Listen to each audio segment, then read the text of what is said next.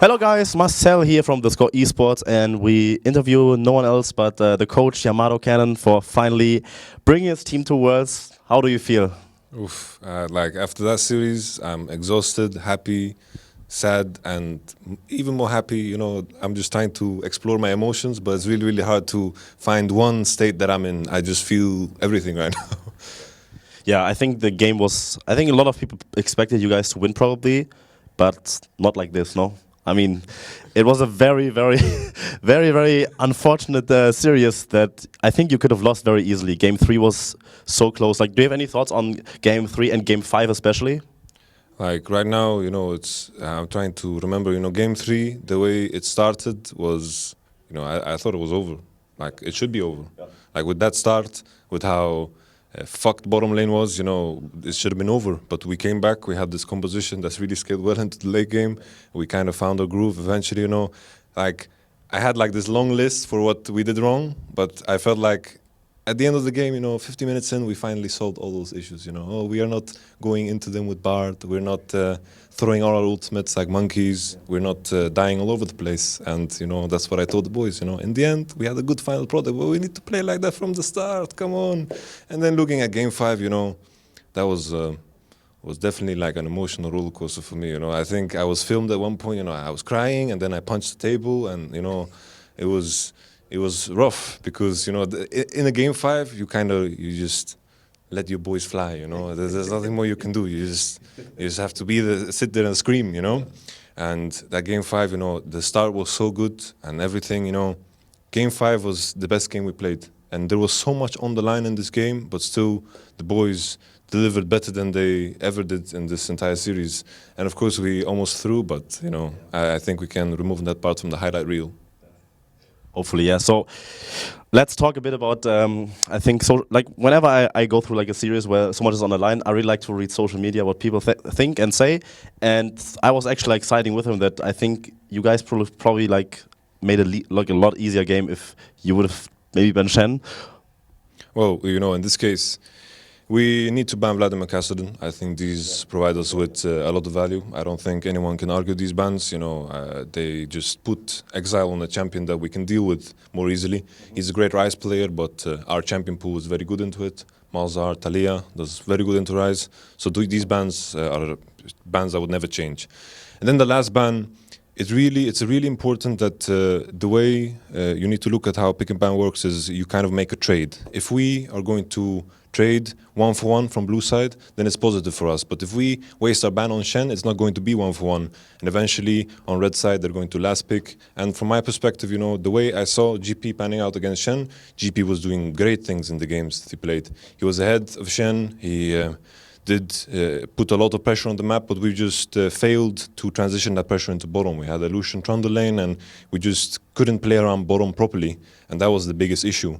And when that happens, like, what did Shen really do these games? He didn't do anything specific. He died 1v1 a couple of times to the GP, and GP had a lot of impact. So I think that was one matchup that I was very, very happy with.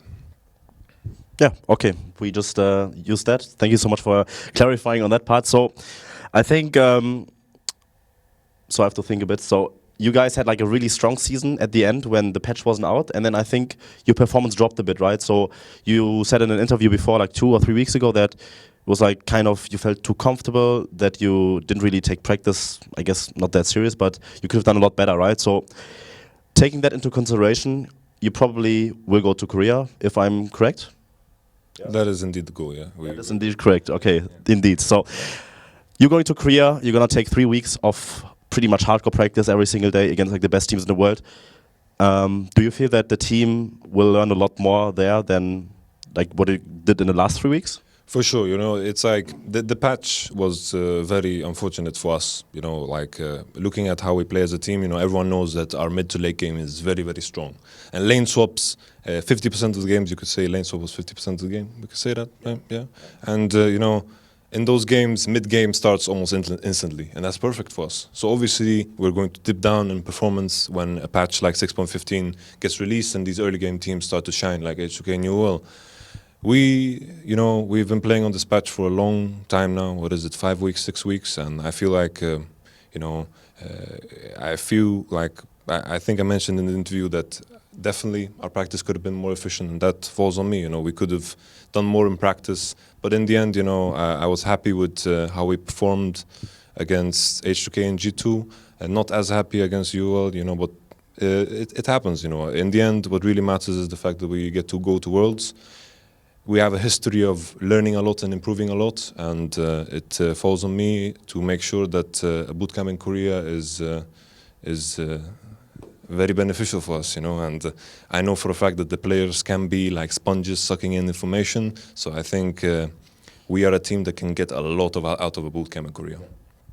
Okay, so you are the 3rd seed from Europe. Are you afraid of like a group of death, a potential group of death? Who are like the teams maybe that you're afraid to face right now? Well, you know, I feel like Worlds is pretty stacked. I think Worlds is pretty freaking stacked. You know, it's pretty BG that we don't have a 1st seed, and you know, a bunch of teams get crammed into the 2nd seed. You know, I don't think there's a, you know, oh, we want to face these teams. I don't think I feel like that specifically towards anyone. What I'm hoping for, you know, best case scenario for us probably is getting North America 1st seed in our group, and then maybe LMS as a 2nd seed, and then Korea 2nd seed. That would be possibly the dream, but I think in either case, you know, it's going to be hard. That's just how it is. Worlds is freaking stacked. Yeah. All right, I think that's a great statement. Worlds is freaking stacked. So yeah, thank you so much, and best of luck in the Korean bootcamp. Maybe I will stop by, who knows. Yeah, thank you so much for this interview, and yeah, I think you're gonna celebrate with your team today probably, right? Yeah. For sure, man. For sure. Very cool, yeah. Awesome. And if you guys want to check out more stuff, theScore Esports.com has you covered. Download the app, make sure to follow us on Twitter and watch the interviews. And yeah, thank you so much for watching, and peace.